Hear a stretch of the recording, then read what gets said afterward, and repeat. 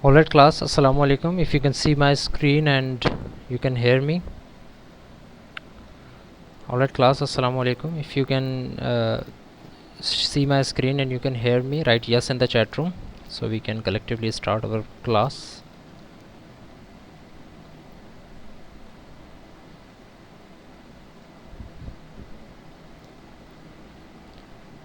Alright.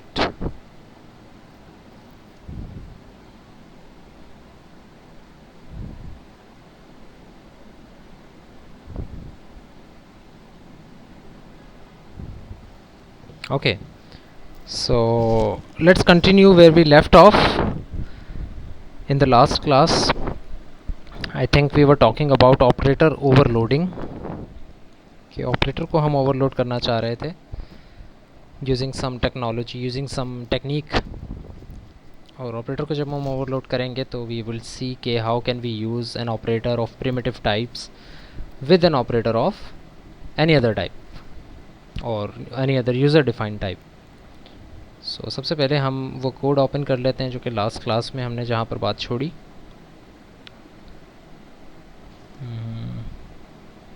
This is section A B.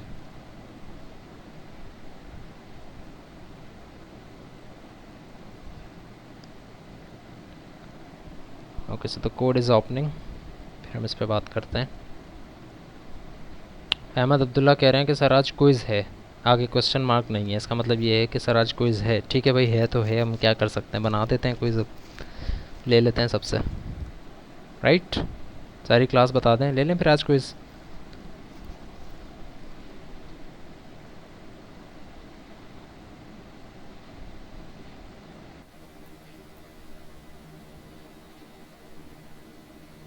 किसी का कोई जवाब नहीं आया, इसका मतलब क्विज़ ले लें आज फिर।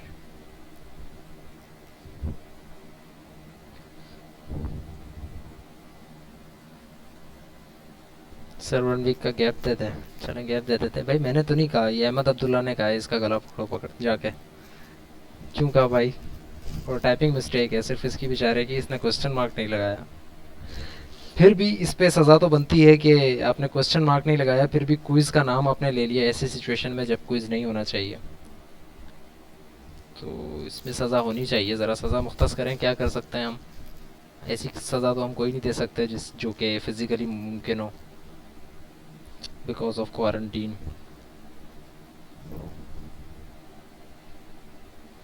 रिवाइज़ किया अली मुर्तज़ा, हम स्टार्ट ही आज करेंगे ऑपरेटर ओवरलोडिंग। हमने सिर्फ कंसेप्ट देखा था, कोड हम आज करेंगे और फिर के कंसेप्ट को भी रिवाइज़ करेंगे। ठीक है जी, so let's start. We were talking about operator overloading.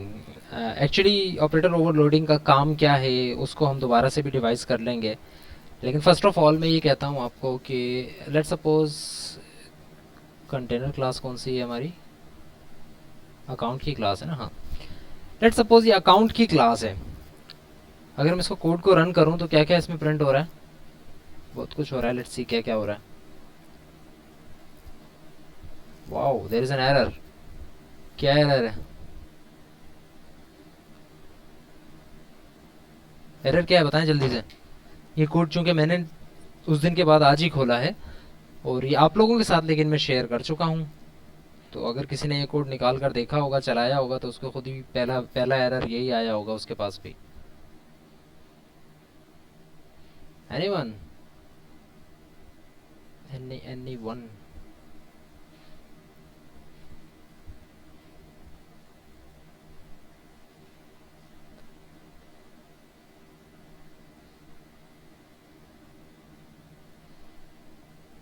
I think ये एरर है सिर्फ इसमें।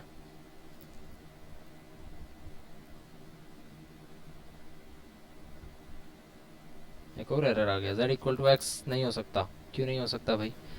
कॉपी कंस्ट्रक्टर नहीं बना हुआ? बना हुआ है,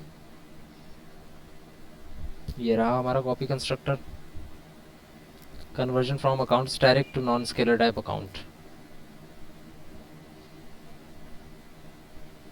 लास्ट क्लास में हमने ये चीज़ें चलाई थी ना, चल तो रही थी।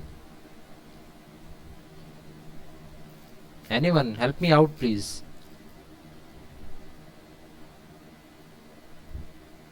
Okay, because this is not a pointer. ठीक है ठीक है ठीक है ठीक है ठीक है ठीक है। अब क्या एरर है भाई? ओके, ये पॉइंटर नहीं था ना। चलो अब गायब ही हो जाओ फिर। आउटपुट आ गई, चलें। सब कुछ मिटाने के बाद आउटपुट आ गई। सो ये हमारे पास आउटपुट आ गई है, विच मीन्स के कोड इज रनिंग। अब आते हैं कि लेट्स सपोज कि ये अकाउंट की क्लास है। आपके पास मेरी आवाज़ और स्क्रीन आ रही है सबके पास? यस लिख के ज़रा बताएं मुझे। और ये यस लिखना इस बात के लिए ज़रूरी है क्योंकि अभी मैंने 3-4 चीज़ें पूछी लेकिन किसी का कोई जवाब नहीं आया। सो रहे हैं सब? यस, आई होप कि यस ये जो आप लिख रहे हैं तो ये इस बात का जवाब हो कि आपके पास मेरी आवाज़ आ रही है या नहीं। इस बात का जवाब ना हो कि सो रहे हैं क्या। मैंने पूछा सो रहे हैं क्या, सबका जवाब आ रहा है yes sir, yes sir, yes sir. Nevertheless, how about कि मैं जब अगर फॉर एग्जांपल वाई वाई पे काम करते हैं, हम छोड़ देते हैं बाकी चीज़ों को, कॉन्स्ट को कमेंट कर देते हैं, नहीं चाहिए हमें। अब आते हैं भाई कि वाई डॉट एड, या चलें एक फंक्शन बनाते हैं ऐड नंबर्स, नंबरास नहीं नंबर्स। लेट्स सपोज ये एक फंक्शन मैं बनाना चाह रहा हूँ और इस फंक्शन को कॉल किया है मैंने, बनाया अभी तक नहीं है। अगर मैं इस तरह कॉल करना चाह रहा हूँ इट मीन्स कि यहाँ पर इस फंक्शन की डिक्लेरेशन होनी चाहिए। लेट्स सपोज मैं कहता हूँ कि भाई ये बनेगा फंक्शन ऐड नंबर्स, राइट। और बिल्कुल इसी तरह यहाँ पर इसकी डेफिनेशन भी आएगी। वाइड अकाउंट टाइप की क्लास का है ये नंबर, फंक्शन है ऐड नंबर्स, कोई आर्गुमेंट नहीं ले रहा। और इसके अंदर लेट सपोज मैं क्या प्रिंट करवा रहा हूँ, सॉरी क्या ऐड करवा रहा हूँ। मैं कहता हूँ कि भाई this balance equal to this balance +1। ठीक है, एक का एडिशन हो जाए, 1 रुपया ऐड हो जाए उसके बैलेंस में। और इसी तरह दिस क्या है दूसरी चीज़, अकाउंट नंबर नम, नम जो है उसमें भी एक चीज़ ऐड हो जाए। तो अब आते हैं यहाँ पर और हम ये कहते हैं कि इससे पहले फंक्शन कॉलिंग से पहले हम करवाते हैं प्रिंट डाटा। प्रिंट डाटा का फंक्शन है हमारे पास।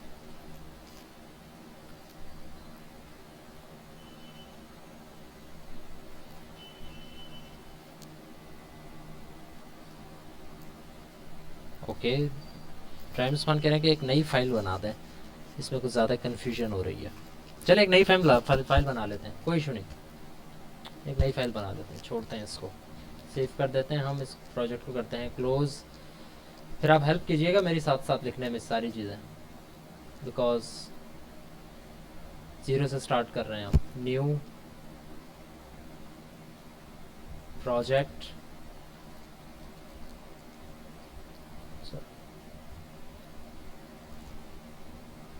कंसोल एप्लीकेशन C++ की है। प्रोजेक्ट का नाम हम रख देते हैं AB क्लास। ऑपरेटर ओवरलोडिंग है इसका मतलब, ऑब्जेक्ट ओरिएंटेड नहीं है। सो इसमें मेन भी दिया हुआ है। इसमें हम चलें एक नई फाइल बनाते हैं, इस फाइल को हम सेव करते हैं किस नाम से, कोई एक बताएं मुझे कंसेप्ट। बैंक और उस अकाउंट में हम खेल रहे हैं इतनी देर से, कुछ और बताएं।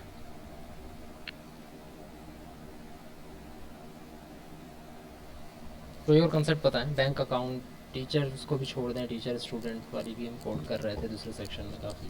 कोई नया कंसेप्ट बताएं। कंपनी और एम्प्लॉय, ठीक है, कंपनी और एम्प्लॉय पे आ जाते हैं। हम कहते हैं भाई एक चीज़ है कंपनी डॉट एच, और इस क्लास को जब हम बनाते हैं हम लिखते हैं भाई एक क्लास है कंपनी। सिंपल रखते हैं, इसमें कहते हैं कि भाई कुछ प्राइवेट मेंबर्स होंगे उसमें हम सिर्फ लिख देते हैं integer company ID, if that's a real thing. वरना पब्लिक में हम आते हैं और हम ये कहते हैं कि यहाँ पर एक फंक्शन होना चाहिए void set कंपनी आईडी, जो कि इंटीजर टाइप का होगा आर्गुमेंट, और इसी तरह एक इंटीजर की रिटर्न टाइप के साथ हम एक गेटर बनाएंगे, गेट कंपनी आईडी। ठीक हो गया। कंस्ट्रक्टर भी बना लें किसका, ताकि सेटर गेटर हमें ना कॉल करने पड़े बार बार। कंपनी का एक कंस्ट्रक्टर भी हमने बना लिया। अब आते हैं कंपनी डॉट CPP में।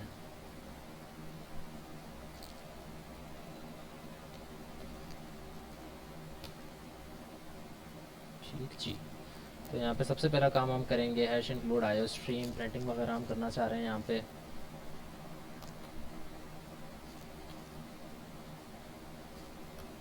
फिर हैश इंक्लूड व्हाट,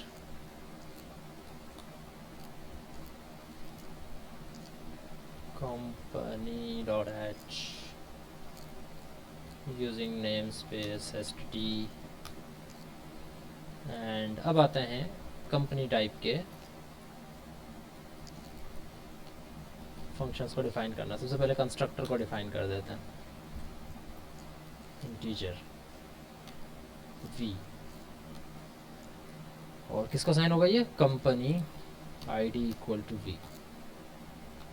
इसी तरह नेक्स्ट कौन सा है हमारा function, oops, void company type का फंक्शन है set company ID and it is integer v, और ये क्या करेगा, ये भी वही काम करेगा कि company ID equals to v।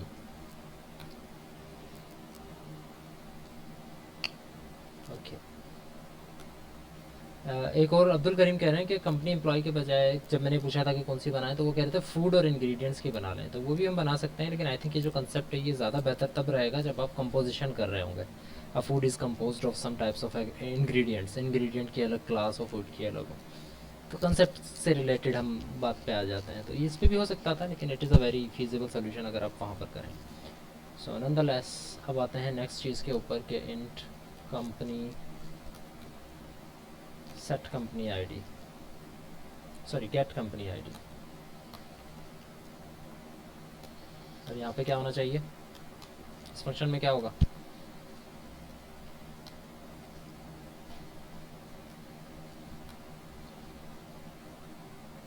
Right, correct. और मेन में आके हमें काम करते हैं,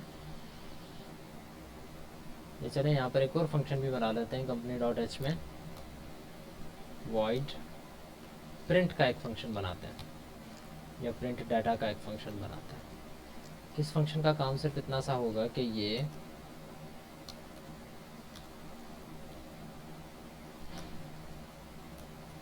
प्रिंट करेगा चीज़ें। तो ये प्रिंट करेगा कि भाई कंपनी आईडी इज़, क्योंकि कंपनी आईडी ही एक चीज़ है हमारे पास, और तो कोई चीज़ है नहीं। Is what is company ID, company ID.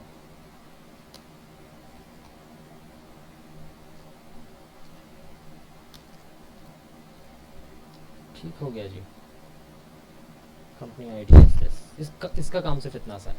तो अब हम एक ऑब्जेक्ट बनाते हैं कंपनी टाइप का, सी, क्या रखें, कंपनी आईडी 54, और हम कहते हैं C dot print data.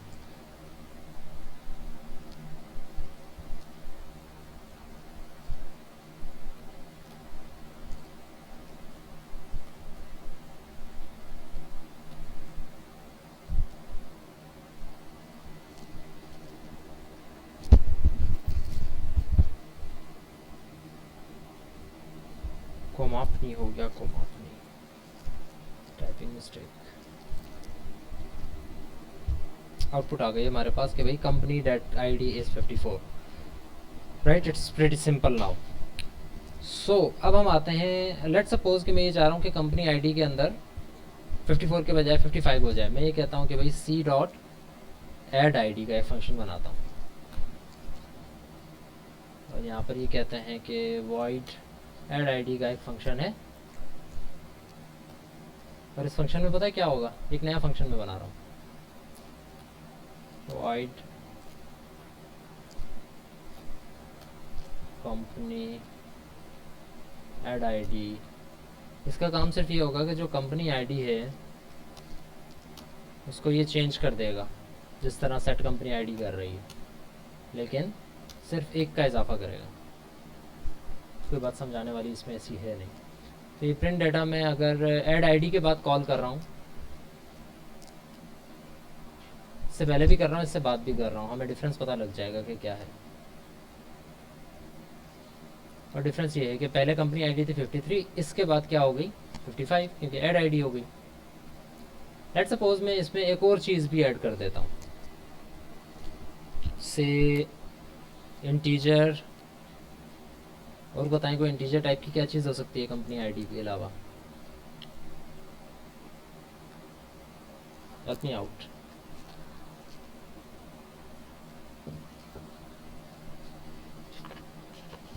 Salary, salary company की होती है। Number of employees, good, num of employees, ठीक है। ऐसा करते हैं कि कंस्ट्रक्टर में भी हम उसको सेट करवा लेते हैं, सेटर गेटर अलग से भी बनवा सकते हैं वैसे तो हम ऐसा करते हैं कि इसकी वजह से हमें इन फंक्शंस का एडिशन करनी पड़ेगी। अभी कंपनी आईडी नहीं बल्कि क्या होगी, नम ऑफ एम्प्लॉयज़, और इसी तरह गेट में नम ऑफ एम्प्लॉयज़, ठीक हो गया। इसी तरह बिल्कुल जिस तरह ये सारे फंक्शन काम कर रहे हैं, इसी तरह, सॉरी ये दोनों नहीं, ये दोनों, इसी तरह दो और फंक्शन आ जाएंगे। अब यहाँ पे गेट कंपनी आईडी नहीं बल्कि क्या होगा, नम ऑफ एम्प्लॉयज़, और इसी तरह गेट नम ऑफ एम्प्लॉयज़। तो यहाँ पर क्या रिटर्न हो जाएगा, सॉरी नम ऑफ एम्प्लॉयज़, और ये किसको असाइन हो जाएगा, नम ऑफ एम्प्लॉयज़ को। और इसी तरह यहाँ पर इंट वी था तो एक इंट एन भी आ जाएगा एक और कंपनी आईडी को हम वी असाइन कर रहे हैं, और हम नम ऑफ एम्प्लॉयज़ को क्या असाइन कर देंगे, n. Same is the case के प्रिंट डेटा में जब हम जाते हैं तो ये चीज़ प्रिंट हो रही है, साथ साथ एक और चीज़ भी हम प्रिंट करवा देते हैं कि कंपनी, सॉरी क्या था, number of employees, there are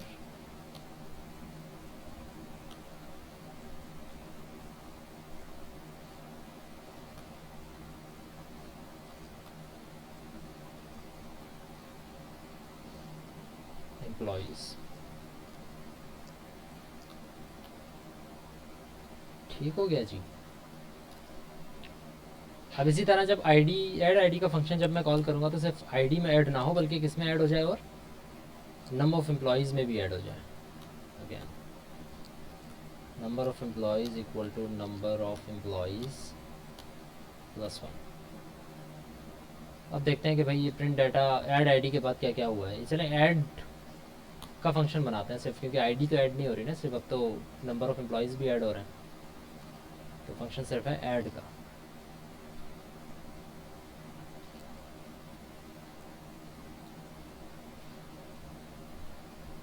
okay, ID भी हमने लगानी है जैसे 90। सो द आउटपुट इज़ कि भाई आपके पास कंपनी आईडी 54 है, देयर आर 90 एम्प्लॉयज़, इसकी वजह से। फिर जब ऐड का फंक्शन कॉल हो जाता है तो कंपनी आईडी इज़ 55 हो जाती है और देयर आर 91 एम्प्लॉयज़। बात समझ में आ गई हमें। अब हम देखते हैं कि लेट सपोज मैं एक माइनस का फंक्शन भी बना लूँ जल्दी से, अब देर नहीं लगेगी हमें। सब्ट्रैक्ट का बना लेते हैं, चलें सब्ट्रैक्ट। जब हम सब्ट्रैक्ट का फंक्शन बना रहे हैं तो हम यहाँ पर भी लिखते हैं कि भाई एक फंक्शन हम बना रहे हैं सब्ट्रैक्ट का, और कंपनी डॉट सीपीपी में आएंगे तो तकरीबन यही सारा काम हो रहा होगा, इसलिए मैं इसको पेस्ट कर रहा हूँ कॉपी करके। और यहाँ पे ऐड के बजाय मैं किसको डिफाइन कर रहा हूँ, सब्ट्रैक्ट को। और इसी तरह कंपनी आईडी में, सॉरी -1 और -1 कर देंगे और control X, control V and then control V. तो अब यू कैन सी कि ये पहले प्रिंट डेटा हो रहा है, इसके बाद ऐड होने के बाद प्रिंट डेटा हो रहा है, फिर सब्ट्रैक्ट होने के बाद प्रिंट डेटा हो रहा है। सो इसकी आउटपुट अगर हम देखें तो दिस इज़ द आउटपुट कि भाई इनिशियली 54 और 90 थी, फिर ऐड का फंक्शन कॉल हुआ तो प्रिंट डेटा हुआ तो क्या हुआ 55 और 91 हो गए, फिर सब्ट्रैक्ट के बाद हुआ तो दोबारा 54 और 90 हो गए। अब कंसेप्ट को ज़रा समझें कि क्या ये लिखना ज़्यादा बेहतर है, मैं बोल रहा हूँ बाबर हंस, आवाज़ नहीं आ रही? आवाज़ बाकियों को आ रही है? आप लोगों को आ रही है मेरी आवाज़? बाबर हंस कह रहे हैं कि मेरी आवाज़ नहीं आ रही। चेक योर स्पीकर्स और anything again. Babar, I think अब आवाज़ आ जानी चाहिए। तो कंपनी ये चीज़ तो हमें समझ आ गई, I hope. So wouldn't it be better कि मैं सी डॉट एड के बजाय ये काम कर दूं या ये काम कर दूं? इसी तरह वुडंट इट बी बेटर कि मैं सी डॉट सब्ट्रैक्ट के बजाय ये काम कर दूं? क्योंकि काम तो यही हो रहा है ना इसमें, जब हम ऐड का फंक्शन कॉल कर रहे हैं तो क्या हो रहा है, एडिशन हो रहा है, प्लस प्लस हो रहा है। और इसी तरह जब मैं सब्ट्रैक्ट का फंक्शन कॉल कर रहा हूँ तो कोई 10 की कमी नहीं आ रही, 15 की कमी नहीं आ रही, बल्कि माइनस माइनस की कमी आ रही है, एक की कमी आ रही है। तो जिस तरह मैं ये काम कर सकता हूँ कि भाई there is integer x equal to 8 और फिर मैं कहूँ कि x माइनस माइनस, तो x में एक की कमी आ जाती है ना। बिल्कुल इसी तरह मैं ये चाह रहा हूँ कि मुझे अलग फंक्शन जो लिखा है, अलग फंक्शन जो कॉल करना पड़ रहा है, उसको मैं इस तरह लिख दूं ताकि अगर कोई एडिशन सब्ट्रैक्शन का काम हो रहा है उसके डेटा मेंबर्स में तो वो अलग से प्रोमिनेंट हो, सब चीज़ें वर्डिंग में ना लिखी हुई हो कि मुझे पता ना लगे कि यार एडिशन कहाँ हो रही है और सब्ट्रैक्शन कहाँ हो रही है। तो इस वजह से मैं इसको इस काम में लाना चाह रहा हूँ। तो इसका तरीक़ेकार बड़ा ही सिंपल है। तरीक़ेकार ये है कि यू वांट कि ये ऑपरेटर जो कि इंटीजर के साथ यूज़ होता है, यू वांट कि ये आपके ऑब्जेक्ट के साथ भी यूज़ हो जाए। इसी तरह ये ऑपरेटर जो कि इंटीजर के साथ यूज़ होता है, यू वांट कि ये ऑपरेटर आपके ऑब्जेक्ट के साथ भी यूज़ हो जाए। अभी ये फिलहाल एरर देगा, अभी एरर देगा, और एरर ये है कि ऑपरेटर प्लस प्लस इस कंपनी के ऑब्जेक्ट पे काम नहीं कर सकता, इसको ऑपरेंड इंटीजर चाहिए। कंपनी के ऑब्जेक्ट जो आपने सी के साथ प्लस प्लस किया हुआ ये काम नहीं हो सकता। हम ये काम करवाना चाह रहे हैं और इसका तरीक़ेकार ये है कि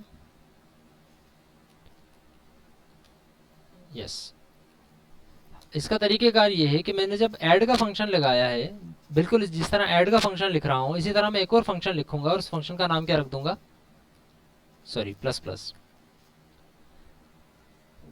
और जब मैं इसको कॉल करना चाहूंगा तो मैं ये नहीं लिखूंगा कि भाई सी डॉट प्लस प्लस, बल्कि मैं क्या लिखूंगा, प्लस प्लस सी। इससे क्या हो जाएगा, मुझे ये पता लग जाएगा कि भाई एडिशन हो रही है और कौन सा फंक्शन कॉल हो जाएगा, ये वाला। लेकिन अब एक कॉम्प्लेक्सिटी क्या तरीक़ेकार ये है कि जब आप किसी फंक्शन का नाम ऑपरेटर पे लिख रहे होते हो तो इससे पहले आपको लिखना पड़ता है ऑपरेटर का कीवर्ड। और ये कंसेप्ट कि आप एक ऑपरेटर जो कि पहले इंटीजर पे काम कर रहा है या पहले प्रिमिटिवली किसी और चीज़ के ऊपर काम कर रहा है, आप उसको एक एक्स्ट्रा जिम्मेदारी दे रहे हो कि मेरे ऑपरेटर पे आपने काम करना है। तो इस कंसेप्ट को कहा जाता है ऑपरेटर ओवरलोडिंग। ये ओवरलोड हो रहा है ऑपरेटर, देखने में आपको ये ऐसा ही लग रहा है, यू कैन नॉट डिफरेंशिएट कि ये सी इंटीजर है या क्या है। जिस तरह प्लस प्लस इंटीजर करते हो उसी तरह प्लस प्लस सी कर रहे हो, कोई दिखने में डिफरेंस नहीं है, बट एक्चुअली काम में डिफरेंस है। और यही फंक्शन ओवरलोडिंग भी होती है, यही कंस्ट्रक्टर ओवरलोडिंग भी होती है और यही ऑपरेटर ओवरलोडिंग भी है कि दिखने में चीज़ सेम है, कॉल सेम नाम से कर रहे हो आप, लेकिन एक्चुअली अंदर काम दूसरा हो रहा है। तो अब ये फंक्शन बन गया हमारा एक तरह से। अब इस फंक्शन की जब हम डेफिनेशन लिखने यहाँ जाएंगे तो बिल्कुल उसी तरह लिखेंगे जिस तरह एक सिंपल फंक्शन की लिखते हैं हम डेफिनेशन। यानी कि आप कंपनी लिखोगे, आप लिखोगे ऑपरेटर, आप लिखोगे प्लस प्लस को मैं डिफाइन कर रहा हूँ, और उसके अंदर मैं क्या काम करवाना चाह रहा हूँ, मैं ये वाला काम करवाना चाह रहा हूँ।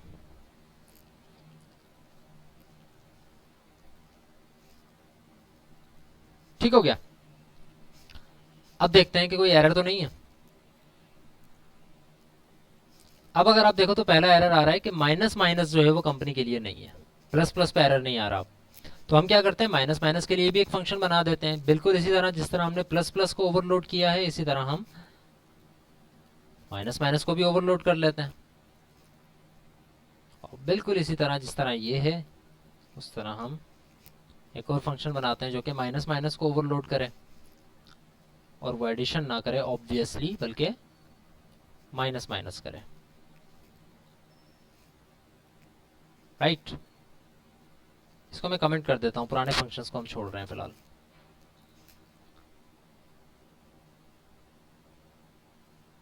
तो अब अगर आप यहाँ पर देखो तो सिंपल इंक्रीमेंट हो रहा है कि भाई कंपनी आईडी 54, 90, 55, 91 हो गई इसके बाद, और इसके बाद माइनस माइनस सी के बाद क्या हो गई, दोबारा एक का डिक्रीमेंट हो गया, बात खत्म।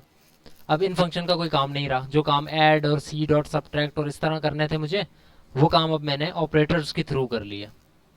तो अब इन ऐड सब्ट्रैक्ट के फंक्शन का कोई काम खास रहा नहीं, वही काम कर रहे हैं जो कि मेरे पास ऑलरेडी ऑपरेटर्स कर रहे हैं। So it does look better now. It's not like C dot add, C dot subtract या C dot add I D या C dot set I D, ऐसा कुछ नहीं है। प्लस प्लस सी का मतलब क्या है, इसके सारे डेटा मेंबर्स में एक का इजाफा हो गया।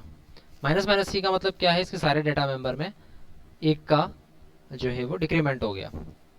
यहाँ तक बात क्लियर है? एनी क्वेश्चन, एनी क्यूरी पूछे मुझसे?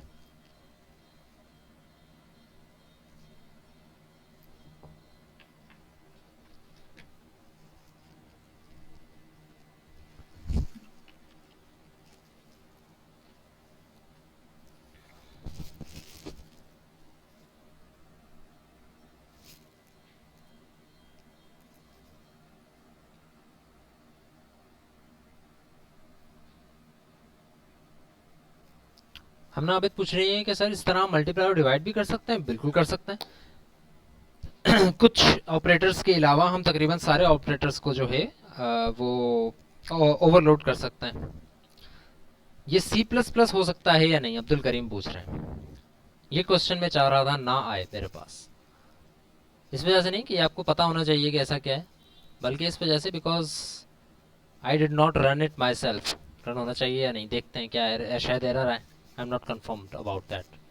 सो plus plus C plus plus करते हैं। आई रैन इट और उसमें कोई एरर आया था, so there is an error again. No operator plus plus integer declared for postfix plus plus. Postfix में आप इसको यूज नहीं कर सकते, आप इसको यूज कर सकते हैं सिर्फ किस में, प्रीफिक्स में, प्लस प्लस में, प्लस प्लस और उसके बाद आप सी लिख सकते हैं। देखें इसमें ये है क्यों, इसका जवाब आपको इस क्लास में शायद मुतमईन वाला जवाब आपको ना मिले, आप मुतमईन ना हो मेरे जवाब से, लेकिन फिर भी मैं आपको जवाब बताता हूँ क्या है। और इसके लिए आपको रेफ़र करना पड़ेगा बुक को। जो बुक्स मैंने रेफ़र की हैं आपको, उनमें से किसी भी एक बुक में जाके इस एरर को ढूंढें या इस तरह पोस्ट फिक्स और प्री फिक्स को समझें, और साथ साथ नोट कर लें एल वैल्यू और आर वैल्यू को समझें कि एल वैल्यू क्या होती है और आर वैल्यू क्या होती है। तो इशू यहाँ पर ये है कि जब आप प्लस प्लस सी करते हो ना, तो इसको पता है कि भाई असाइन किसको करनी है, वो सारी वैल्यूज ऐड करके सी को। लेकिन जब आप सी प्लस प्लस कर देते हो तो इस सिचुएशन में ये सी की वैल्यूज ऐड कर देता है, लेकिन अब ये कंफ्यूज हो जाता है कि मैं असाइन किसको करूं फिर, राइट। तो जब प्लस प्लस सी हो रहा होता है, इसको ऐसे ही समझें कि अगर मैं लिखता हूं x इक्वल टू 3, सही है स्टेटमेंट, इज इट ओके? जवाब मुझे बताएं जल्दी से। Int x equal to 3, obviously ठीक है, it is a correct statement. How about कि मैं इसके बाद लिखता हूं 3 इक्वल टू x। कुछ स्टूडेंट्स ने ये काम कभी करके देखा होगा सी की क्लासेस में, और जिन्होंने नहीं करके देखा होगा वो अब कंफ्यूज हो रहे होंगे, वो वैसा भी हो सकता है। ऐसा हो नहीं सकता ऑब्वियसली, लेकिन ये आपके दिमाग में आनी चाहिए थी बात। तो 3 इक्वल टू x लिखूंगा तो क्या होगा, एरर आएगा। और एरर क्यों आएगा, वो इस वजह से आएगा कि जब आप इसकी वैल्यू असाइन करते हो ना, इसको एक्चुअली कंपाइलर इसको इसमें क्या करता है कि जो राइट वैल्यू होती है उसको असाइन कर देता है लेफ्ट वैल्यू को, ठीक है। तो इसको मैं सिर्फ आपको ब्रेन बना रहा हूँ, आपका माइंड बना रहा हूँ कि इसमें आपने समझना क्या है। तो आप जाकर इसको जब बुक को रेफर करेंगे तो आपको चीज़ समझ में आ जाएगी। तो इशू ये है कि अगर मैं 3 इक्वल टू x लिखता हूँ ना, कंपाइलर को ये पता है कि यार इसकी आपने वैल्यू निकालनी है और इस एड्रेस पर जाकर पोस्ट कर देनी है। जिस तरह यहाँ पर 3 की वैल्यू क्या है, 3 है, और वो किसको असाइन कर देनी है, इस एड्रेस को, यानी कि इस एड्रेस पे जो वेरिएबल बना हुआ है x के एड्रेस पे। जब आप x इक्वल टू 3 करते हो ना, जब आप x इक्वल टू 3 करते हो तो कंपाइलर बैक एंड पे सबसे पहला काम ये करता है कि वो कहता है कि यार ये करना है कि 3 असाइन तो करना है, लेकिन x को असाइन नहीं करना। कंपाइलर के लिए उस वेरिएबल की वैल्यू नहीं है, बल्कि वैल्यू है कि वो वेरिएबल बना कहाँ है, मेमोरी में जहाँ है उस जगह पर जाकर 3 रखेगा। तो इसी तरह C++ और प्लस प्लस सी में भी यही फ़र्क है। तो we can not do both of these things, we can do both of these things, but we have to operate overload different kinds of operators. चलें एक और ऑपरेटर को ओवरलोड करते हैं। लेट्स सपोज मैं एक ऑपरेटर बनाता हूँ कंपनी W, एक ऑपरेटर बनाता हूँ। अच्छा, पहली बात तो ये कि ऑपरेटर बनेगा नहीं, क्योंकि मैंने एक डिफ़ॉल्ट कंस्ट्रक्टर नहीं बनाया हुआ अभी तक। वो हमेशा मुझसे एक ऐसा कंस्ट्रक्टर मांगेगा जो कि 2 आर्गुमेंट ले, लेकिन मैं ये चाह रहा हूँ कि एक भाई वैसे ही बन जाए, मैं हर दफ़ा वैल्यूज़ नहीं देना चाह रहा हूँ। तो मैंने एक डिफ़ॉल्ट कंस्ट्रक्टर बना दिया।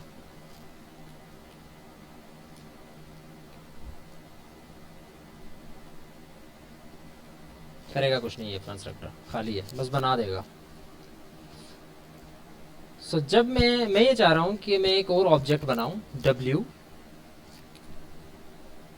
और इनको मैं मिटा दूँ फ़िलहाल या कमेंट कर दूँ। आई थिंक कमेंट कर देता हूँ।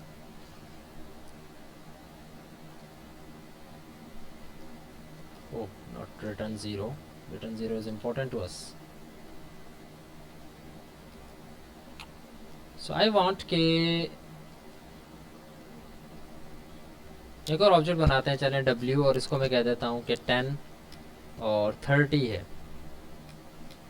अब मैं एक और ऑब्जेक्ट बनाता हूँ company R,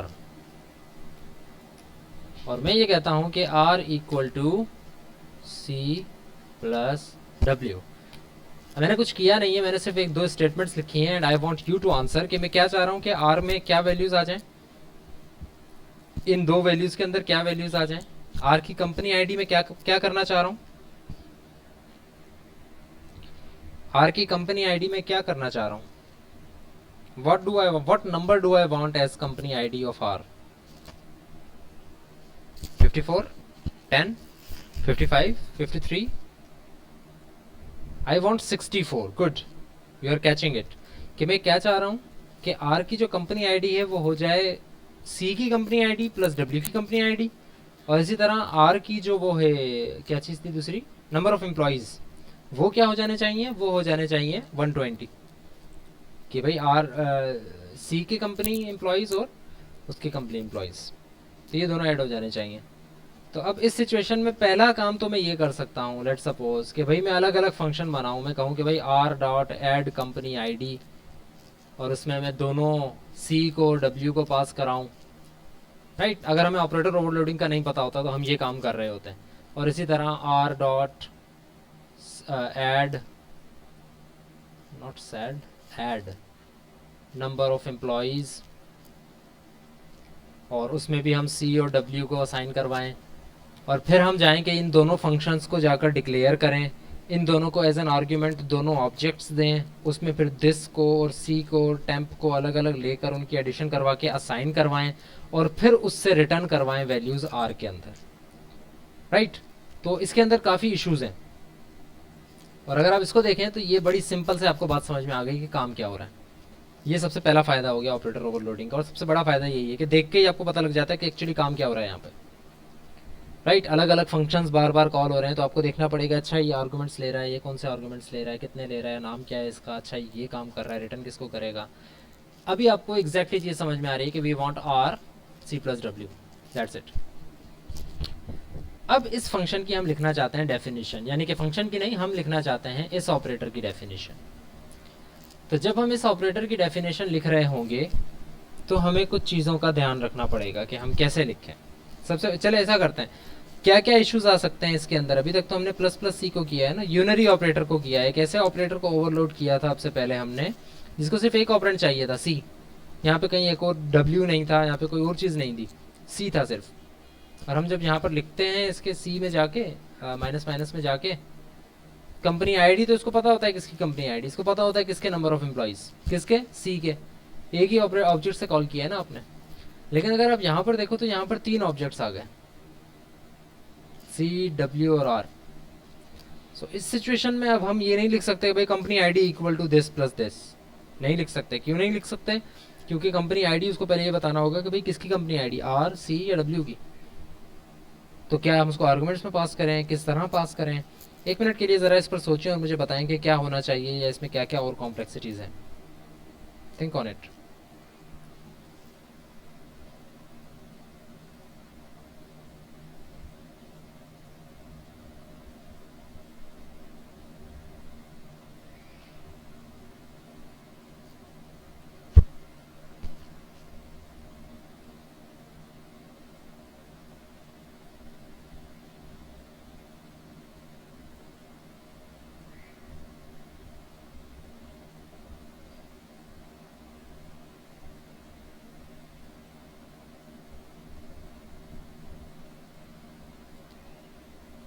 any comments, any suggestions?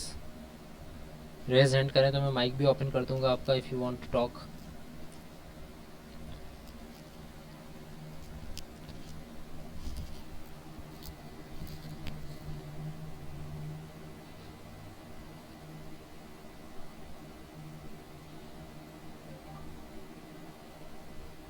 जी Mohammad Kumail.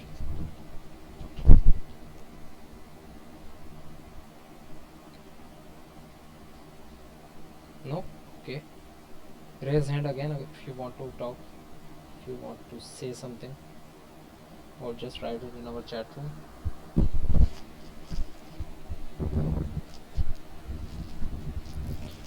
They're saying company R गलत लिखा हुआ। अच्छा ठीक है ठीक है ठीक है ठीक है ठीक है, sorry sorry sorry, there was a mistake.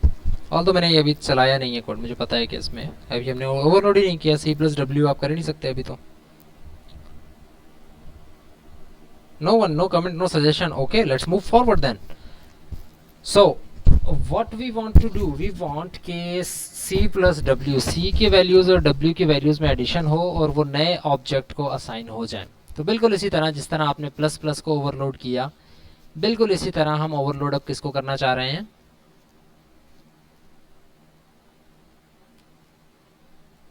Control C and control V. अब हम सिर्फ इसको प्लस करना ओवरलोड करना चाह रहे हैं। अब इसकी हम डेफिनेशन में आते हैं।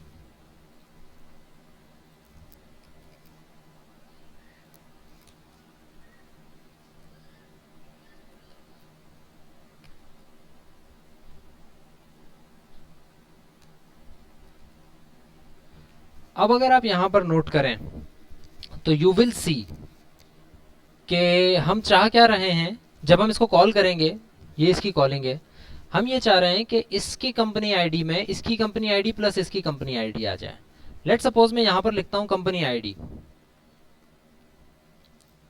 राइट, सिर्फ मैंने कंपनी आईडी लिखा है। Can you guys tell me कि ये जो कंपनी आईडी लिखा हुआ है या दिस डॉट कंपनी आईडी अगर मैं लिखता हूं, दोनों एक ही चीजें हैं।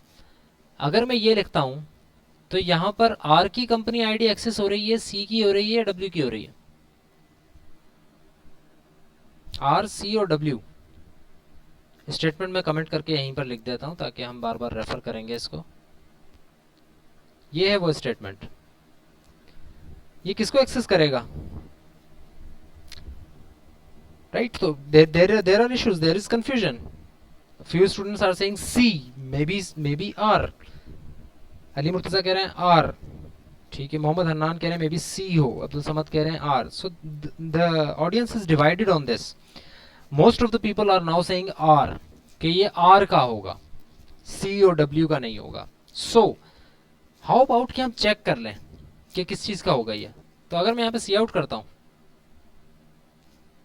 और मैं दिस डॉट कंपनी आईडी को सी आउट कर देता हूँ, तो क्या ये चलेगा या एरर आएगा?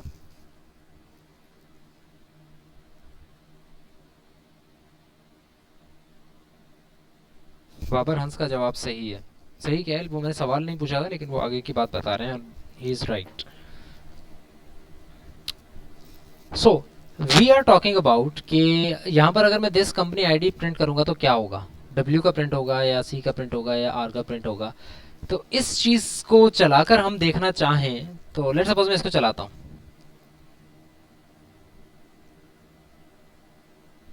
एरर। और एरर क्या है? एरर ये है कि ऑपरेटर प्लस को आपने सही से ओवरलोड नहीं किया। सही तरीका क्या है? लिखा हुआ है नीचे, operand type are company and company, जबकि यहाँ पर आपने ऑपरेंड टाइप में कोई दूसरी टाइप नहीं दी।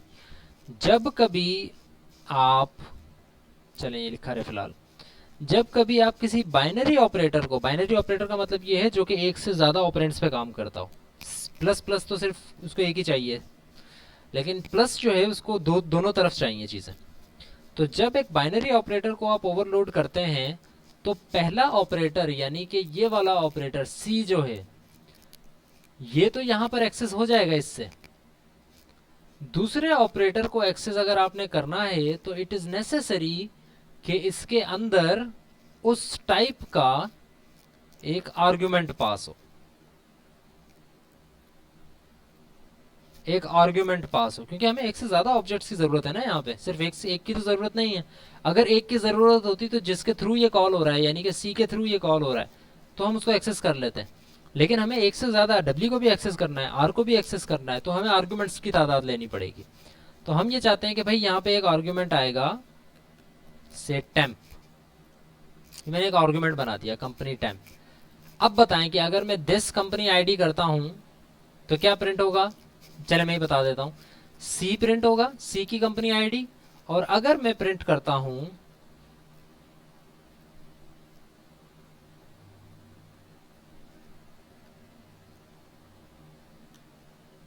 टेम्प की कंपनी आईडी तो क्या प्रिंट होगा, डब्ल्यू की company ID. Remember this, but there is another issue, और वो अदर इशू क्या है, company and void C and W और कंपनी टाइप्स ना, कोई इशू तो नहीं किया हमने यहाँ पे, C and W company are equal to C plus W, no, the issue may be something else, don't pay any heed to this error for now.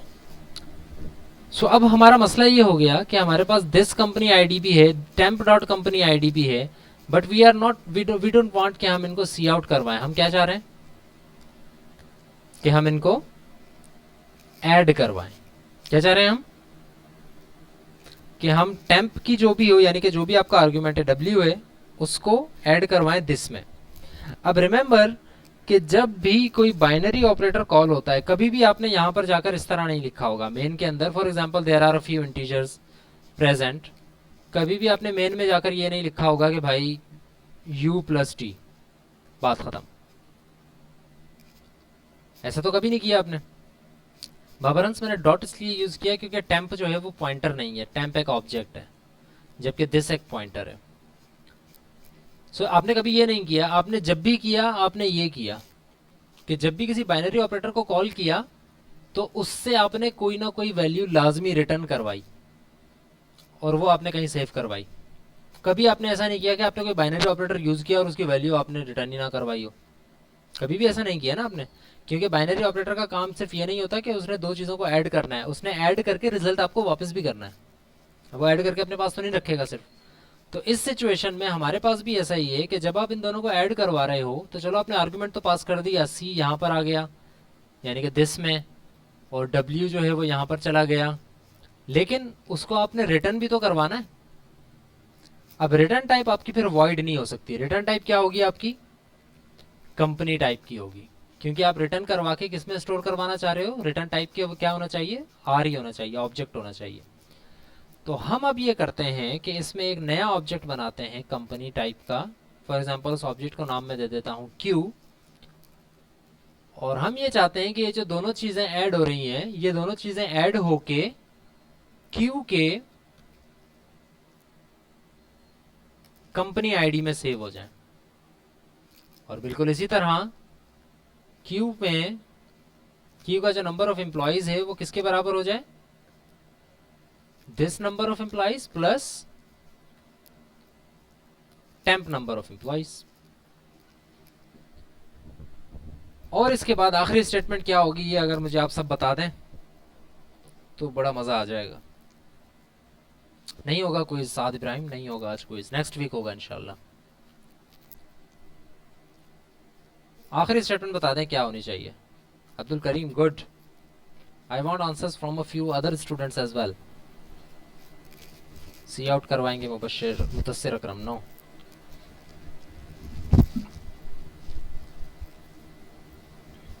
tell me what the last statement should be. Awais is right. Abdullah is right, but partially.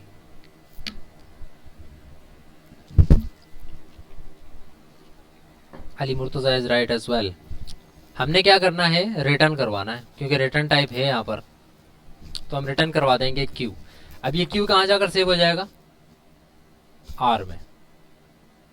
तो अब अगर हम इसको जो है run करते हैं, फिर एक एरर आ रहा है.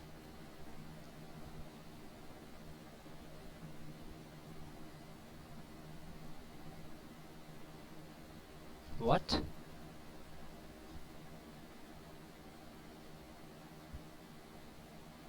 Operator this operand types are company and void. No, C and W are company na.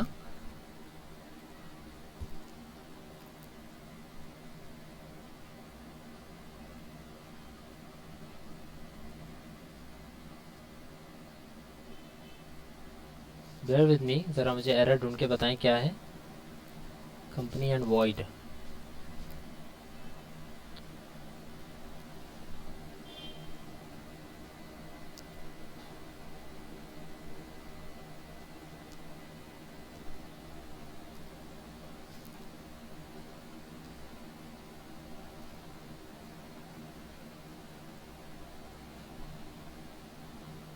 I think the issue might be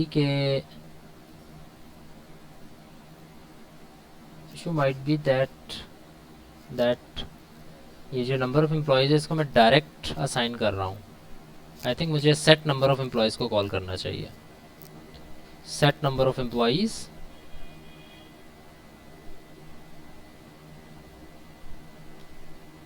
okay okay okay, yes yes yes, there was an error. ठीक है. This because these are private. इस तरह get number of employees आएगा.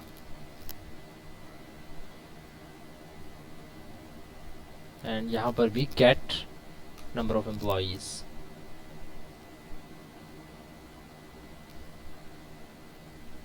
ठीक है जी. और same situation हमें यहाँ पर भी करनी पड़ेगी. Control C and control V. Now set number of employees नहीं, बल्कि set company ID.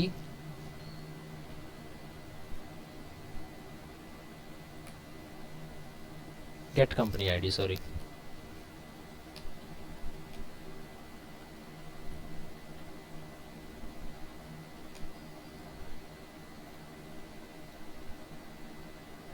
There should not be any other error. No declaration matches company operator plus company. Okay, यहाँ पर हम इसकी रिटर्न टाइप चेंज करना भूल गए थे.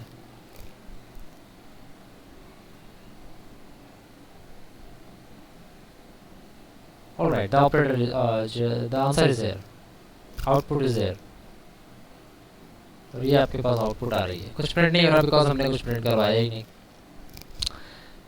सो अ फ्यू एरर्स जो कि अभी हमने टैकल किए हैं, मैं उसको ज़रा रिवाइज करता हूँ कि एरर्स क्या क्या थे. सबसे पहला एरर ये था कि ये कह रहा था कि कंपनी टाइप और ये वॉइड टाइप है, जबकि ऐसा नहीं था. एक्चुअली एरर ये था, आपको ये पता होगा अगर आप कोडिंग करते हैं, कि वो अगर बताता कुछ है तो हो सकता है कि उसका मतलब सिर्फ वही ना हो, और भी कुछ मतलब हो सकता है.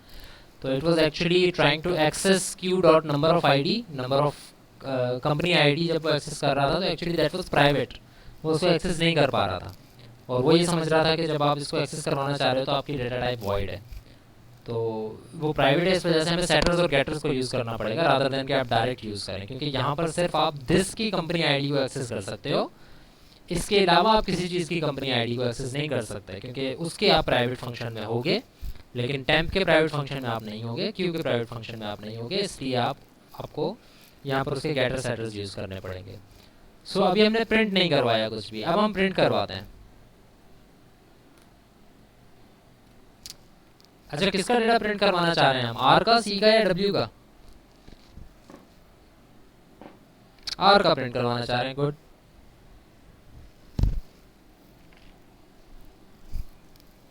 Good good good.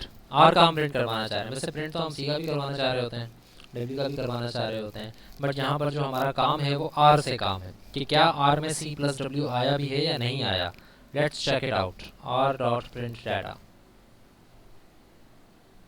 रिमेंबर के प्रिंट डेटा के फंक्शन में हमने सारी चीज़ें प्रिंट करवाई हुई हैं, दोनों चीज़ें।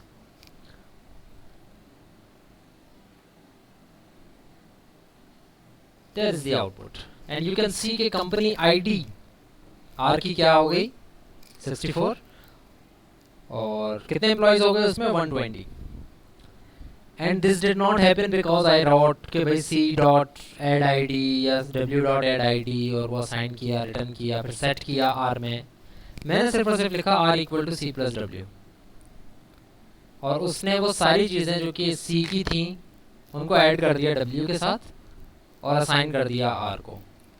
तो अब कुछ चीज़ें आपने नोट करनी है। अटेंडेंस ज़रा नोट कर लें सी आर और मुझे पोस्ट कर दीजिएगा असाइनमेंट पे, और सॉरी ईमेल कर दीजिएगा। हमें जो इस बाइनरी ऑपरेटर ओवरलोडिंग के अंदर बातों का ध्यान रखना है ना, वो कुछ ज़्यादा बातें हैं। यूनिटरी ऑपरेटर जब ओवरलोड हो रहा था हमें इतनी बातों का ध्यान नहीं रखना पड़ा, बिकॉज कि जब कोई भी फंक्शन कॉल होता है, for example C dot print data call होता है, सिर्फ एक ऑब्जेक्ट के थ्रू कॉल होता है और उसे एक ऑब्जेक्ट की वैल्यूज आप वहाँ पर एक्सेस कर सकते हो, कोई इशू नहीं। लेकिन जब आप बाइनरी ऑपरेटर को ओवरलोड करते हो तो यहाँ पर सिर्फ एक ऑपरेटर पे काम नहीं हो रहा होता, ऑपरेंड पे, बल्कि दूसरे ऑपरेंड पे भी काम हो रहा होता है। दोनों की वैल्यूज प्लस होती हैं या माइनस होती हैं या उन दोनों की वैल्यूज पर काम होता है और वो फिर असाइन होती हैं एक तीसरी चीज़ को, तीसरे वेरिएबल को, एक तीसरे डेटा को। तो जब ये सिचुएशन आ जाए तो इसमें तीन चीज़ों की हमें ज़रूरत पड़ती है। सबसे पहली चीज़ ये कि आप किसके थ्रू कॉल कर रहे हो। इसको देखो ऐसे समझ लो, जब आप इसको असाइन कर रहे हो आप ऐसे समझ लो कि सी के थ्रू आप इस फंक्शन को कॉल कर रहे हो, यानी इस ऑपरेटर को कॉल कर रहे हो और आर्ग्यूमेंट में भेज रहे हो डब्ल्यू और रिटर्न होके जो चीज़ आ रही है वो आ रही है आर में।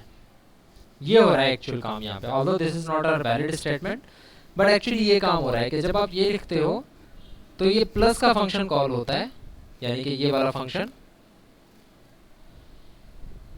और इसमें आर्ग्यूमेंट क्या चला जाता है डब्ल्यू, यानी कि टेम्प में क्या कॉपी हो जाता है डब्ल्यू, और सी के थ्रू कॉल हो रहा है। इसका मतलब है कि जब जब दिस डॉट करके लिखा हुआ है ना, दिस एरो करके, उस सिचुएशन में किसकी कंपनी आईडी और किसकी नंबर ऑफ एम्प्लॉयज एक्सेस हो रहे हैं, सी के, और असाइन किसको हो रहे हैं, आर को, यानी कि जो भी वैल्यू रिटर्न होगी, क्यू रिटर्न होगा ना, तो क्यू ऑब्जेक्ट किसको असाइन हो जाएगा, आर को। तो एक्चुअली जो काम हो रहा है वो अगर आप किसी फंक्शन से कंपेयर करना चाहो तो वो ये काम हो रहा है।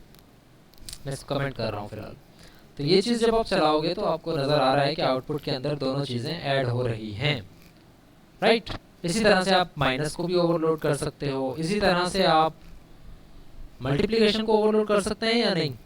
Let's try to do that. हमारे पास कुछ टाइम है तो हम ज़रा मल्टीप्लिकेशन को ओवरलोड करके देखते हैं। कंट्रोल सी, कंट्रोल वी, इसको कमेंट कर देते हैं। मल्टीप्लिकेशन को ओवरलोड करता है और कोई अपना स्पेसिफिक काम नहीं करना, हम सिर्फ क्या कर रहे हैं, मल्टीप्लिकेशन को ओवरलोड कर रहे हैं और मल्टीप्लिकेशन ओवरलोड हो रही है एंड वी वांट के मल्टीप्लाई हो जाए।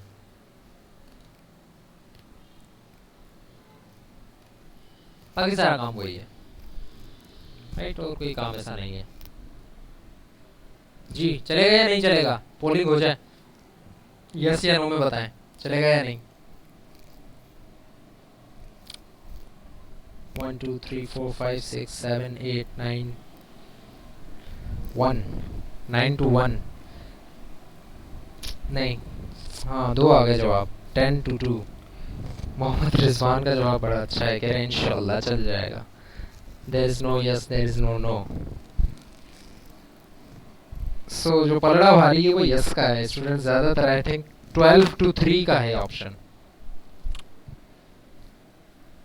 ठीक है, चलाकर देखते हैं क्या होता है। Let's see which team wins, yes team और नो टीम।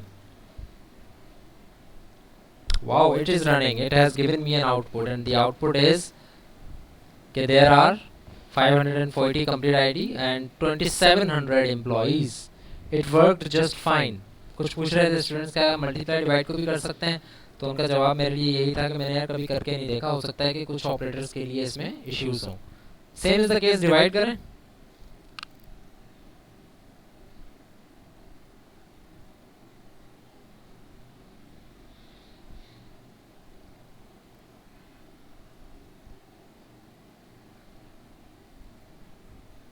चलिए अब तो ईमान पक्का हो गया होगा, आप लोगों को लग रहा होगा डिवाइड भी हो जाएगा। and yes, the output is here. 54 divided by 10 is 5, actually 5.4, but because this is an integer, and there are 3 employees, 90 divided by 30 is 3. Clear? Any question, any query, any other suggestion जो कि आप यहाँ पर देना चाहें, आपके पास forum open है, आप मुझसे पूछें, और फिर हम जो है अगले नेक्स्ट टॉपिक का भी थोड़ा सा कवर कर लेंगे आज की क्लास में.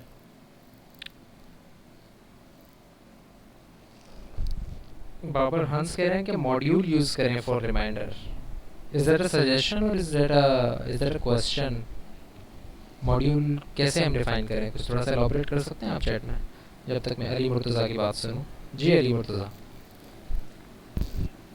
सर अगर हम 2 ऑब्जेक्ट की जगह 3 ऑब्जेक्ट ऐड करें तो फिर हमें आर्गुमेंट भी 2 देने पड़ेंगे. Okay, good question, good question. अगर हम 2 की जगह 3 करना चाहें तो हम क्या कर सकेंगे? यानी कि अगर आप ये चाह रहे हैं कि चलो प्लस पे ही आ जाते हैं और फिर हम अली मुर्तज़ा के सवाल का जवाब देने की कोशिश करते हैं.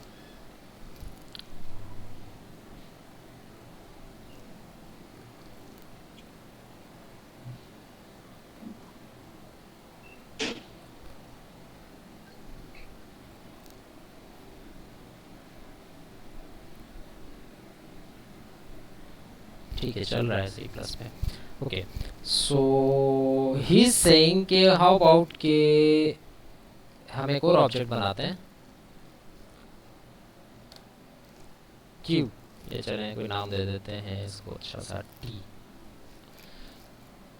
1 1 दोनों चीज़ों को 1 1 असाइन कर दिया मैंने.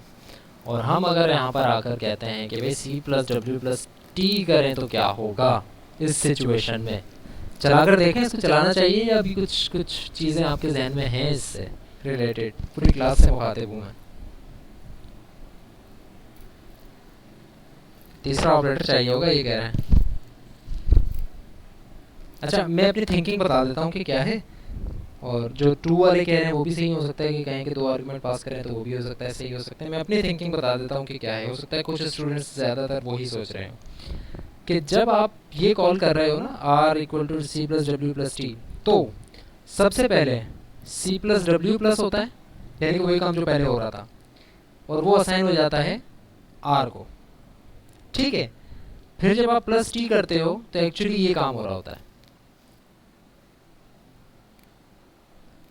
ठीक है, तो अगर आप ये देखो कि ये c प्लस डब्ल्यू है तो इसके अंदर कोई ना कोई वैल्यू तो रिटर्न हुई भी है ना. वही जिस तरह यहाँ पर गेट को हम कॉल करते हैं और हम ये कहते हैं कि ये इंटीजर बन गया है, तो वही इंटीजर तो नहीं, ये तो फंक्शन है, लेकिन एक्चुअली ये रिटर्न कर रहा है इंटीजर, इस वजह से हम इसको इंटीजर की तरह ट्रीट कर सकते हैं. इसी तरह क्या मैं इसको as an object 1 object treat कर सकता हूँ? अगर ऐसा हो जाए, अगर ऐसा होता हो कि ये 1 ऑब्जेक्ट के थ्रू ट्रीट हो जाए अपने रिटर्न वैल्यू पे, और इसको फिर मैं भेजूँ टी के साथ, तो हो सकता है कि ये काम भी मुमकिन हो. तो I think we should try it on ourselves. Take a risk, let's see क्या होता है. There are errors and the errors are क्या एक्सपेक्टेड. कम कुछ मुझे एरर्स, यस एरर अभी तो ये है, मे बी और कोई एरर हो ना हो. There is output and as you can see the output is right. Addition of 54 plus 10 plus 1 is 65 and 90 plus 30 plus 1 is 1 to 1. So we can do multiple additions with this because the compiler would treat it like this. Compiler would treat it like this.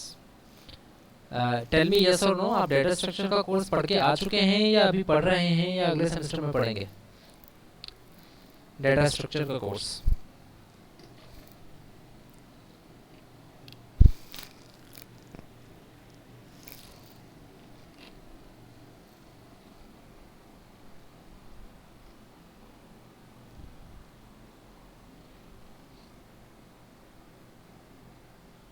Next semester में पढ़ेंगे कह रहे हैं. Okay, सो उसमें एक topic होता है जो कि बड़ा ही इंटरेस्टिंग टॉपिक है as far as my knowledge is concern. Note कर लें, आपकी एक्स्ट्रा नॉलेज के लिए काम आएगा. उसमें एक टॉपिक होता है प्रीफिक्स, पोस्टफिक्स और इनफिक्स के नाम से. राइट, मतलब 3 तरह की फिक्सेस होती हैं. These are called expression fixes. Expression को आप फिक्स कर सकते हैं. तो एक्सप्रेशन फिक्स होती है तीन तरीके से, पोस्ट फिक्स, प्री फिक्स और इन फिक्स। इन टॉपिक के ऊपर अगर फायर टाइम मिले आपको तो ज़रा रिसर्च कीजिएगा। उसमें कंपाइलर जो है ना वो एक्चुअली करता ये है कि आप जब उसको कुछ कोई चीज़ देते हो, जिस तरह मैंने यहाँ पर एक स्टेटमेंट एक्सप्रेशन थोड़ी बड़ी कर दी, सी प्लस डब्ल्यू नहीं रहा, C plus W plus T हो सकता है, मैं इसको और बढ़ा दूँ, multiply by W multiply by Q divided by K what. तो जब ऐसा होता है तो उसको कंपाइलर किस तरह से ट्रीट करता है, क्या वो उसको इस तरह से ट्रीट करता है कि सबसे पहले प्री वालों को उठाए और इसके ऑपरेटर पे काम करे, या हो सकता है कि वो इस पे काम करे कि भाई लेफ्ट हैंड साइड से स्टार्ट करे। तो एक्चुअली ये चीज़ जो है उस टॉपिक का हिस्सा है, उस कोर्स का हिस्सा है, but if you have interest in that कि ये किस तरह से एक से ज़्यादा चीज़ों को डील कर रहा है, तो you can refer to that topic as well. So operator overloading को हम यहीं तक रखते हैं और हम नेक्स्ट टॉपिक की तरफ जाते हैं कि क्या है उसकी हम इंट्रोडक्शन वगैरह ले लेते हैं, और फिर जो है नेक्स्ट क्लास में हम उसको टॉपिक को कवर भी कर लेंगे और एक क्विज़ भी हम रख लेंगे। हो सकता है कि इसी दौरान आपको मैं एक असाइनमेंट भी पोस्ट करके दे दूँ कि आप ये असाइनमेंट बना लें, but let's see what happens. What is the next topic, by the way? Let's see. We will refer to our course outline.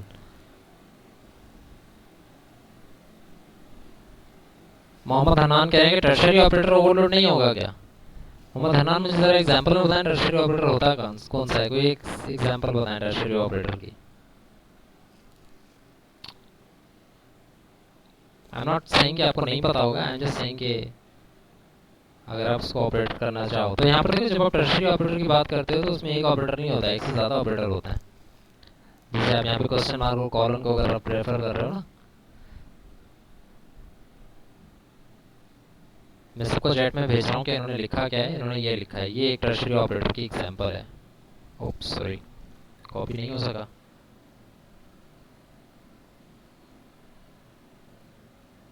ये एक टर्शरी ऑपरेटर की एग्जांपल है कि भाई इसमें ये भी काम कर रहा है और ये कॉलन भी काम कर रहा है।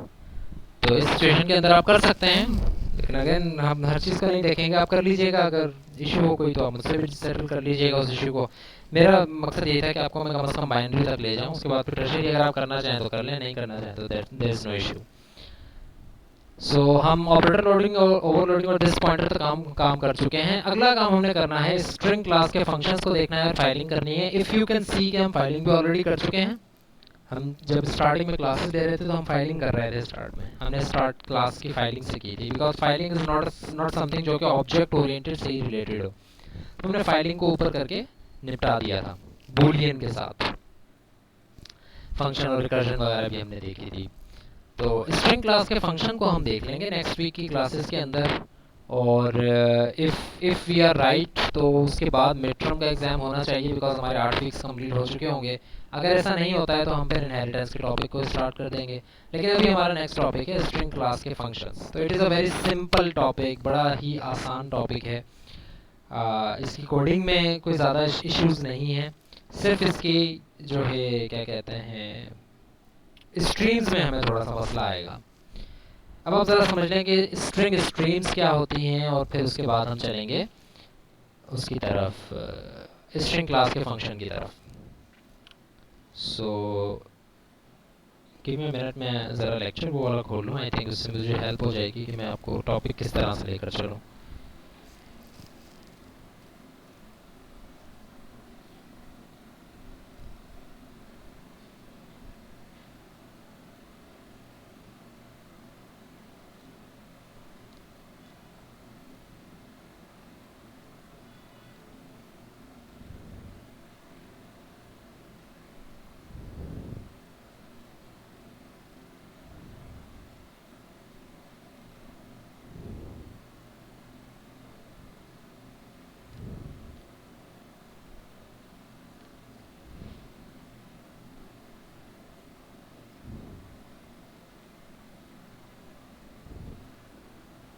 Okay, alright. सो हम पहली बात करेंगे स्ट्रिंग स्ट्रीम्स के ऊपर, उसके बाद फिर स्ट्रिंग क्लास फंक्शन पे चलते हैं। ये चले स्ट्रिंग क्लास के फंक्शन को पहले डील कर लेते हैं, फिर स्ट्रिंग स्ट्रीम्स की तरफ चलेंगे। तो स्ट्रिंग क्लास के जो फंक्शंस हैं उसके अंदर बहुत सारी लिस्ट मौजूद है। अगर आप यहाँ पर भी जाएँ ना, string class functions C plus plus अगर आप सर्च करें तो यू विल सी के देयर आर मैनी फंक्शंस जो कि स्ट्रिंग की क्लास को डील कर रहे होते हैं।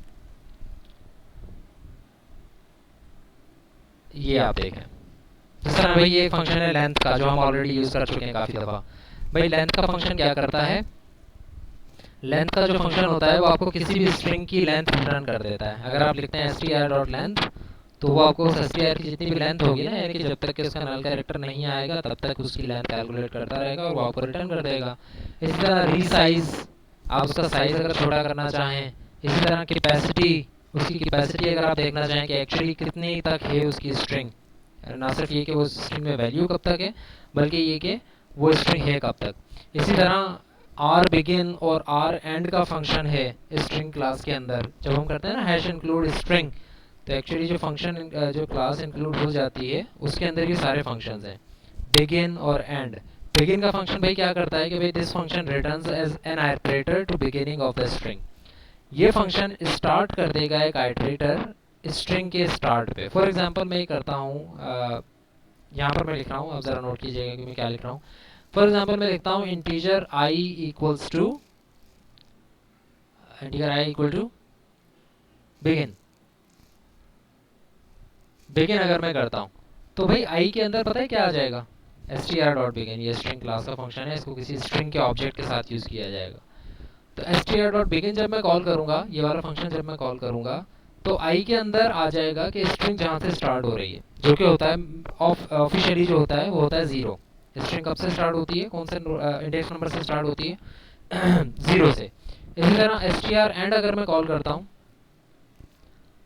तो आई के अंदर क्या आ जाएगा, जहां पर नल कैरेक्टर स्टोर हुआ है ना उससे पहले वाले चीज का इंडेक्स। कि भाई स्ट्रिंग अगर लिखा हुआ है जुबैर तो ZUBAIR किस तरह डिस्ट्रीब्यूट होंगे, 0 1 2 3 4 5। तो ये str.end जो है ये 5 रिटर्न कर देगा। इसी तरह str.rBegin को जब मैं कॉल करूंगा, rBegin बिल्कुल उसी तरह काम करेगा जिस तरह बिगिन। बिगिन क्या काम कर रहा था कि स्ट्रिंग की स्टार्टिंग का जो नंबर था उसका इंडेक्स वैल्यू असाइन कर रहा था, तो मैं 0 असाइन कर रहा था। जब मैं rBegin असाइन करना चाहूँगा तो rBegin 0 के बजाय स्ट्रिंग का एंड रिटर्न करवाएगा। यानी कि rBegin का मतलब ये है कि ये रिवर्स आइटरेटर को रिटर्न करवाएगा, 5 रिटर्न करेगा। जिस तरह r.end जो रिटर्न करेगा वही r.str.rBegin जो है वो रिटर्न करेगा। इसकी डिटेल में जाएंगे, इसको कोड भी करेंगे नेक्स्ट क्लास के अंदर। बट अभी आप लोगों ने ये समझना है कि नेक्स्ट क्लास के अंदर हम स्ट्रिंग को ऐसे डील करेंगे जैसे कि वो हमारी किसी बनाई हुई क्लास का ऑब्जेक्ट है। जिस तरह कंपनी आर है ना, मैं यहाँ पे लिख सकता हूँ स्ट्रिंग str। भाई आप इंटीजर str जब लिखते हो या इंटीजर r जब लिखते हो या इंटीजर x जब लिखते हो तो आप देखते हो कि इंटीजर का कलर है ब्लू, इसका कलर है ग्रीन। यानी कि स्ट्रिंग जो है वो कोई प्रिमिटिव डेटा टाइप नहीं है, ऐसी डेटा टाइप नहीं है कि जो कि किसी से मिलकर ना बनी हो। स्ट्रिंग एक ऐसी डेटा टाइप है जो कि मुख्तलिफ डेटा टाइप से मिलकर बनी है। यानी कि ऐसे ही समझेंगे जैसे हमारी एक यूजर डिफाइंड डेटा टाइप है कंपनी, ये मुख्तलिफ तरह के डेटा टाइप से मिलकर बनी है। कंपनी का ऑब्जेक्ट बनेगा तो ये सब बनेंगे। इसी तरह जब स्ट्रिंग का वेरिएबल बनता है तो सिर्फ str एक नहीं बन जाता बल्कि बहुत सारे कैरेक्टर्स बनते हैं, एक कैरेक्टर एरे बन जाता है।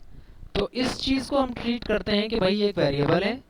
स्ट्रिंग को आज की क्लास के बाद हम ट्रीट करेंगे कि भाई ये जो str है this is not actually a variable बल्कि this is an object like r, like t, like w। str is also an object, t is an object of class company, w is an object of class company, str is an object of class string। हम इसको इस तरह deal करेंगे। और अगर ऐसा है तो इसका मतलब है कि str के थ्रू हम मुख्तलिफ फंक्शन भी कॉल कर सकते हैं। लेकिन उसके लिए जिस तरह कंपनी को आपने इंक्लूड किया उसी तरह आप यहाँ पे string.h को भी इंक्लूड करेंगे। और जब आप ये सारे काम कर लेंगे तो आप स्ट्रिंग के फंक्शन को भी, स्ट्रिंग के साथ .h लिखना I think it's not necessary in some of the files, वो हम नेक्स्ट क्लास में जब इसकी कोडिंग करके देखेंगे तो आई वुड बी प्रिपेयर्ड कि आपको .h से समझाना है या बगैर .h के समझाना है। कंपाइलर का इशू आ जाता है कभी कभी। सो जिस तरह आप str को ट्रीट करते हो एक स्ट्रिंग की तरह, बिल्कुल उसी तरह आप t को ट्रीट करते हो आप ऑब्जेक्ट की तरह। उसी तरह आप str को भी ट्रीट करोगे एक ऑब्जेक्ट की तरह, राइट। जिस तरह से भाई str.length आपने कॉल कर लिया, इससे आपको स्ट्रिंग की लेंथ पता लग जाएगी। बिल्कुल इसी तरह अगर आप कोई और फंक्शन कॉल करना चाहते हैं, जिस तरह r begin का फंक्शन था, r end का फंक्शन था, आप उसको कॉल कर सकते हो। तो एक काम तो हम नेक्स्ट क्लास में ये करेंगे कि हम str को एज अ ऑब्जेक्ट ट्रीट करेंगे और उसके फंक्शंस के ऊपर काम करेंगे कि उसके फंक्शंस क्या काम करते हैं। दूसरा काम हम जो करेंगे वो होगा स्ट्रिंग स्ट्रीम्स के ऊपर। किसके ऊपर? पता है मुझे, आपको उस बात समझ आ गई है क्या मैंने क्या कहा है? String streams.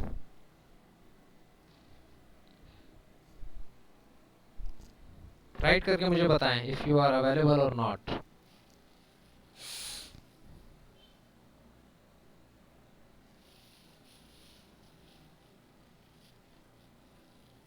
यस, सो बताएं मुझे कि मैंने क्या कहा, स्ट्रिंग। यस, सो बताएं मुझे कि मैंने क्या कहा, स्ट्रिंग स्ट्रीम कहा या क्या कहा मैंने?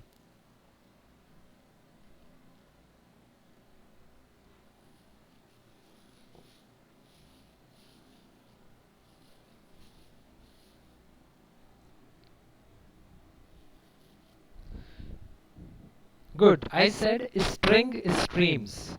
और स्ट्रिंग स्ट्रीम्स का कंसेप्ट कुछ इस तरह से है कि इससे पहले जो हमने बात कही, कि अगर आप इंटीजर x लेते हो, लेट्स सपोज मैं कहता हूँ सी इन x, राइट। अगर मैं आपको थोड़ा सा पीछे ले जाऊं पिछले कोर्स में, तो हम सी इन को किस तरह से डील करते थे? हम सी इन को लिखते थे scanf,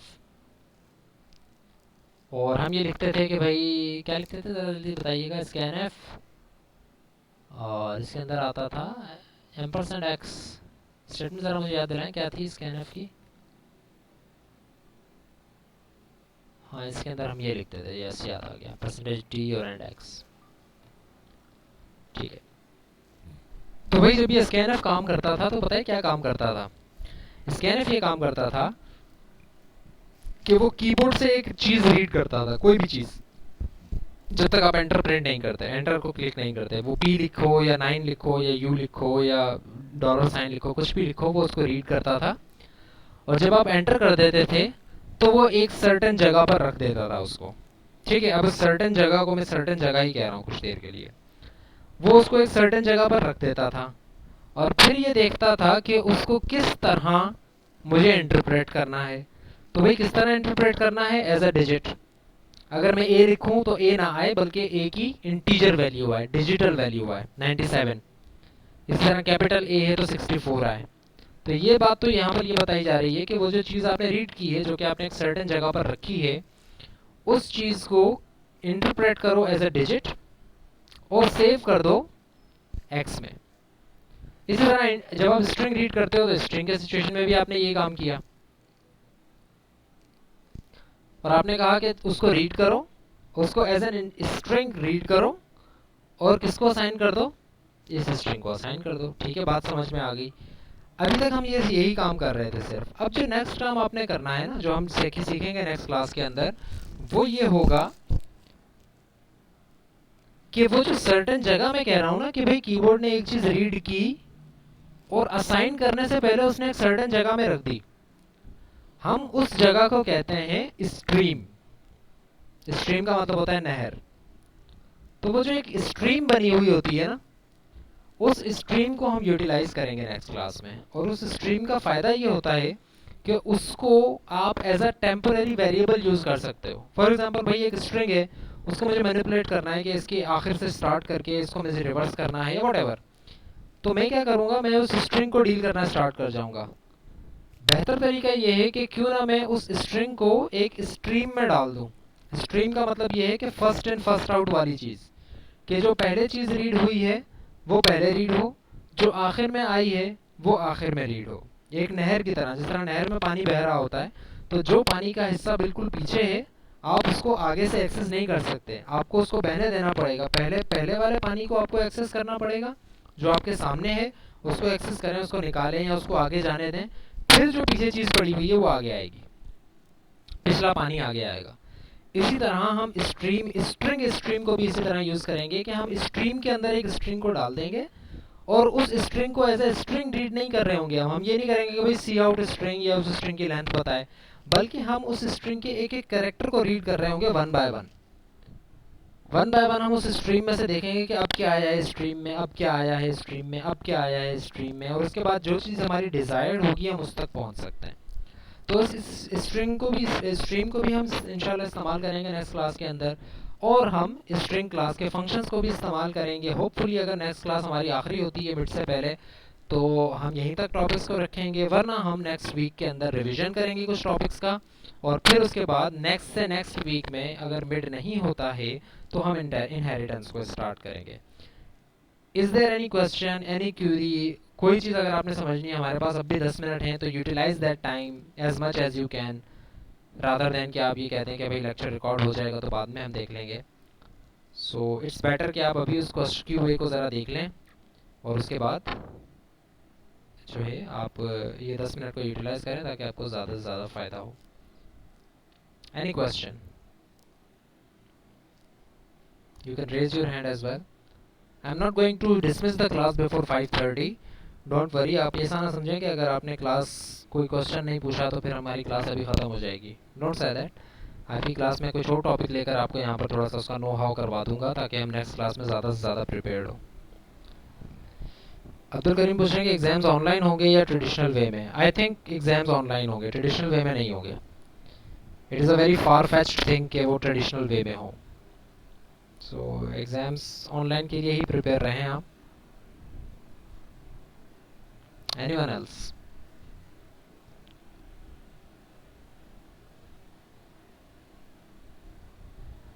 हसानुल्लाह कह रहे हैं कि 16 से यूनी ओपन हो रही है। ऐसा अभी कोई डिसीजन नहीं आया है कि यूनी ओपन हो रही है 16 से। एचईसी ने एक्चुअली कहा ये है कि आप 15 से यूनी ओपन कर सकते हैं जो यूनिवर्सिटीज़ चाहें। यूनिवर्सिटीज़ को इख्तियार दे दिया है कि अगर आप ओपन करना चाहें तो आप ओपन कर सकते हैं, लेकिन इशू ये है कि उन्होंने उस इख्तियार के साथ साथ बहुत सारी एसओपीज़ बताई हैं।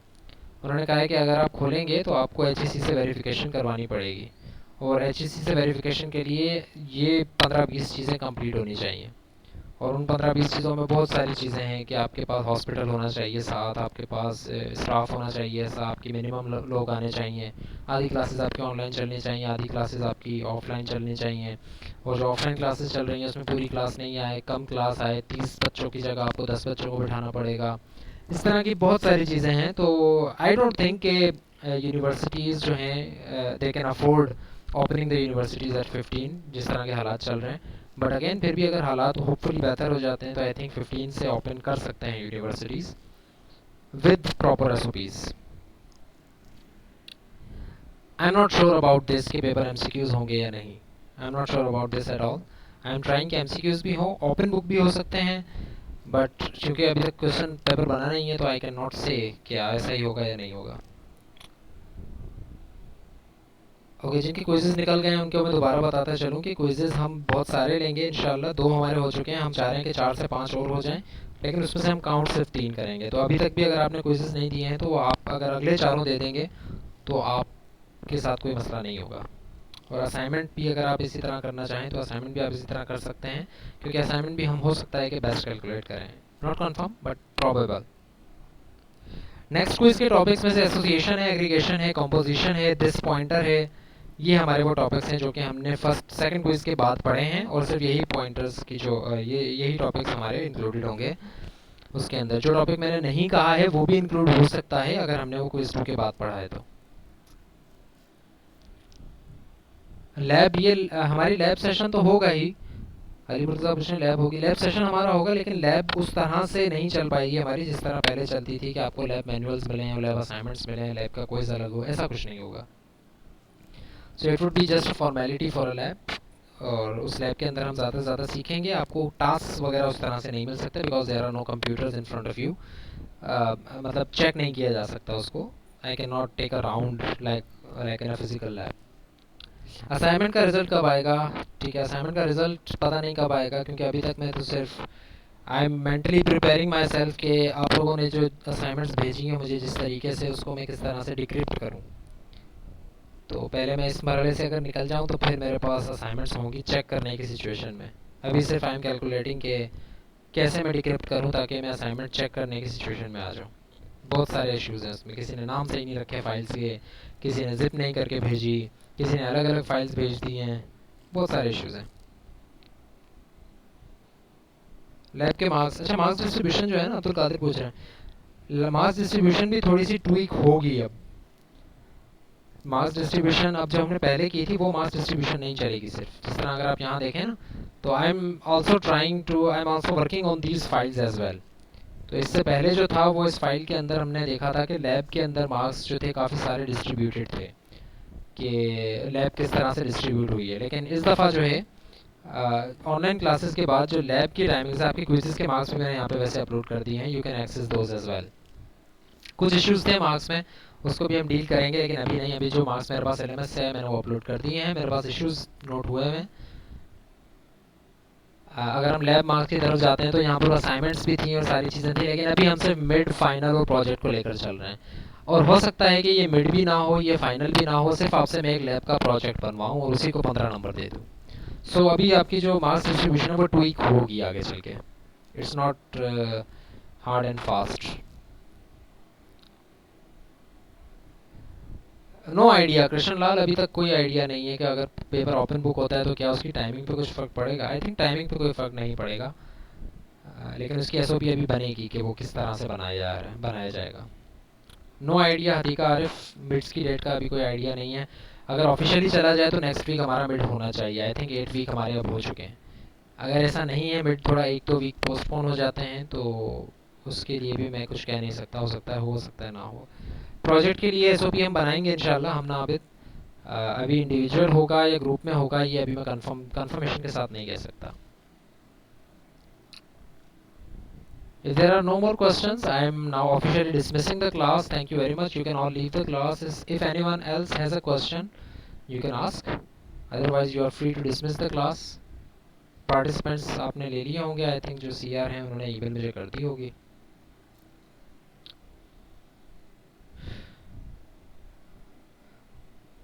मनोहर लाल, आपके क्वेश्चन का मेरे पास फ़िलहाल कोई जवाब नहीं है। मैं असाइनमेंट चेक करूँगा तो देखूँगा कि उसमें कुछ ज़्यादा फ़र्क नहीं होना चाहिए टाइमिंग के अंदर। अगर नहीं है तो I would consider it as well. Assignment सब काउंट होंगी।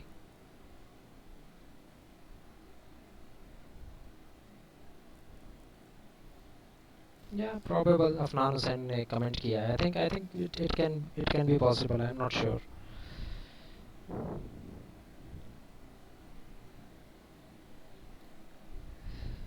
हसान उलग कह रहे हैं कि कुछ ऐसी क्लासेस भी हैं जो जिसमें अभी तक कुछ भी नहीं पढ़ा, तो फिर मिड किस तरह से पॉसिबल है।